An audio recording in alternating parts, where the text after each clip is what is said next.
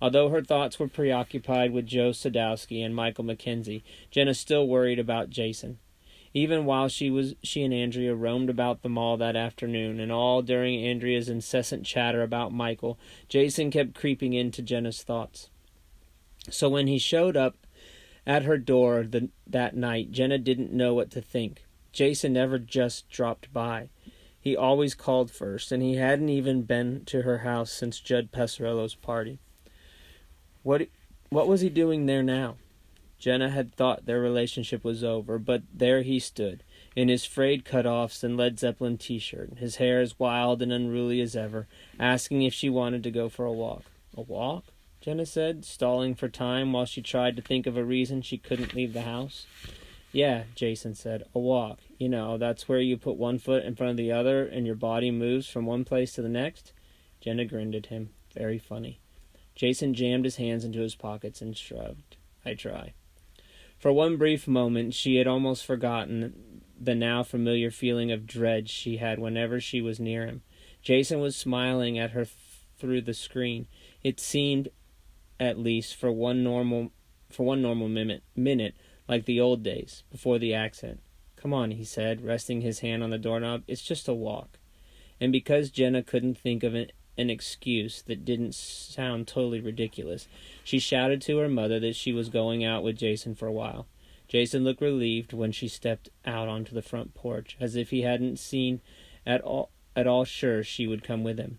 It was a cool evening, although it wasn't quite 7:30. The last of the sun's rays had already disappeared behind the trees as Jenna and Jason rounded the corner at the end of the block. She still felt anxious, but she was working hard to keep it under control. We didn't get to finish talking last week at Judd's party, Jason said finally. Jenna's breath caught in her throat. I thought you didn't want to talk anymore. You walked off, remember? They had wandered into the playground of the elementary school 2 blocks from Jenna's house. Jenna sat down on one of the swings. Jason took the swing next to her. Have I done something? He asked. Like what? I don't know. You tell me. You haven't done anything, Jenna said, trying to reassure him. This has nothing to do with you, although of course it did, because of the way she felt whenever she was around him. But how was she supposed to explain something she didn't understand herself? It's just me, she said. Can you be a little more specific, Jen? Jason was hunched forward, his elbows resting on his knees, his hands clasped together. He looked lost. Jenna felt so awful that she finally gave in and told him about the anxiety attacks. If he wanted to think she was losing her mind, then fine. At least he wouldn't go on blaming himself. Jason listened quietly. He did not interrupt her for even once, and when she finished her story, all he could do was groan. Jenna watched him, waiting to see what he would say. How am I supposed to fight something like this? I mean, another guy, yeah, that's one thing, but this?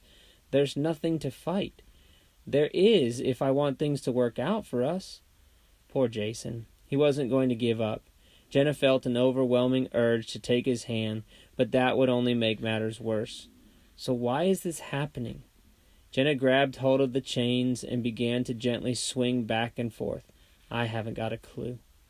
The look on Jason's face was painful to see as he sat watching her pump the air with her legs, lifting the swing higher and higher. Jenna felt her head fall back. The wind in her hair felt absolutely delicious. She had forgotten how good it felt to swing. She thrust her legs forward, flying out as far as she could. Jason's voice drifted up to her. You know, I always thought it was really weird that I didn't find out about what happened to your dad until weeks after the accident. What are you talking about? Jenna said, calling down to him. You weren't even there. How could you have known? No, I mean, don't you think it's strange that we were talking on the phone one minute and the next minute your dad gets shot and I didn't even know about it? I was probably outside helping load the last of the camping equipment in the van or something, and there you were, outside. Jenna lurched forward at the same time, felt the seat of the swing slip out from under her. It happened so fast that she scarcely had time to react. 1 minute she was swinging her way up to the evening star, the next she was struggling to clutch one of the chains as her legs treaded air, then scraped along the pavement below. The seat wobbled back and forth, bumping her knees, but she clung to the chain for dear life. Jason had his arms around her, lifting her away from the bruising wood seat. He held her tight, and he wasn't about to let go. "What happened?" he whispered. Jenna felt his breath on her ear. "I slipped." Neither of them said anything for a while. Jenna had her face pressed against Jason's familiar shoulder, and not once did she think about the anxiety attacks. Finally Jason asked, "Was it because of what I said?" She leaned back and looked at him. "About what?" "About the phone call." Her legs began to feel unsteady. She needed to sit down, so she lowered herself to the ground, right there on the pavement. Jason sat down beside her. "I'd forgotten we were talking on the phone that day," she said. "It was around lunchtime," Jason reminded her. "I remember because my mom shoved a bologna sandwich in my hand while you and I were talking. She was nagging me to get off of the phone so we could get on the road." "Lunch," Jenna whispered, tears beginning to sting the corners of her eyes.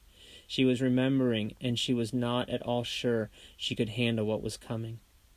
"What is it?" Jason said, taking her hand. "My mom was nagging me too. She wanted me to hang up and call Dad to lunch. She had begun to cry openly now, and once more she saw her mother standing at the kitchen counter making tuna fish sandwiches, and then she was looming over Jenna, telling her to get off the phone and get her dad. Her mother had asked her at least 3 times, but Jenna was used to that. 3 times was nothing. She usually held out until her mother threatened to grab the phone out of her hand.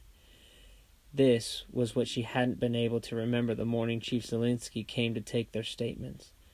"Oh, Jason," she moaned between tearful hiccups. "If I'd gotten off the phone when Mom asked, my dad would still be alive." "Hey," he said, "don't do this, okay?" He pulled her onto his lap and stroked her hair while her tears soaked the front of his t-shirt. "You can't blame yourself." She kept her face buried against his chest. "But it is my fault," she insisted. "If I'd done what I was told, he would have been sitting at the kitchen table eating his sandwich when that bullet landed." Suddenly Amy's voice echoed in Jenna's ears. "I think the hardest part for me was the guilt." "Okay, so then it's my fault too," Jason was saying, "because I wouldn't let you get off the phone. I didn't want you to go." Jenna sat up and looked at him. "Oh, Jason," she whispered, wiping the tears from her cheeks. "It isn't your fault. Maybe that's why you didn't want to be with me anymore." "But I'd forgotten all about the phone call," she reminded him. "Consciously, maybe." Jenna sighed and stared up at the sky. "Hey, think about it," he said when she didn't respond. "I mean, people hide things from themselves all the time, you know? Stuff they can't deal with. So you think being around you reminded me of that day?" "Why not? It's possible." Jenna stood up and brushed loose gravel from her shorts and bare legs. She had a few scrapes on her knees, but they were not bleeding much. "I don't blame you for any of this," she told him. "I was the one who wouldn't get off the phone. It's my fault he's dead." She knew she would have to find a way to tell her mother, even if it meant her mother ending up hating her, because Jenna couldn't live in the same house with her, harboring such a dark secret. She and Jason began to walk back toward her street, and when Jason took her hand, Jenna waited for her skin to prickle with sweat and her heart to pound so hard it would stop her breath. But when this didn't happen, when all she felt was the soft night air on her cheeks and Jason's gentle touch, she inched a little closer to him, and never once let go of his hand.